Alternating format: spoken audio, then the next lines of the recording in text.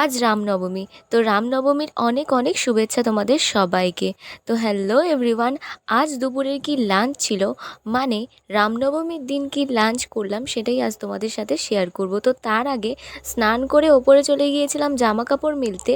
আর এখানে আম গাছে কতগুলো আম ধরেছে সেগুলোই দেখছিলাম। আর এতটাই রোদ বেরিয়েছিল যে ওপরের দিকে তাকানোই যাচ্ছিল আর না। এদিকে দেখলাম ওই দূরে একটাই মাত্র আম হয়ে আছে, যেটা হনুমানের নাগাল একদমই যাবে না। আর এদিকে দেখলাম যে ওপরে সব গাছগুলো মা ছায়ায় করে দিয়েছে, কারণ প্রচণ্ড রোদ।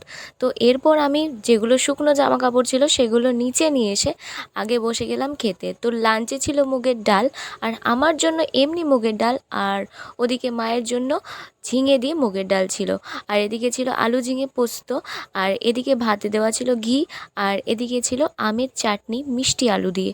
তো আর মা এদিকে দিয়েছিল আলুর সাথে একটা তেতো শাক ভাতে। তো এটাই আমাদের লাঞ্চের মেনু ছিল। তো আজ যেহেতু রামনবমী, কমেন্টে জয় শ্রীরাম লিখে যাও। তো ভিডিওটা এই পর্যন্তই, বাই।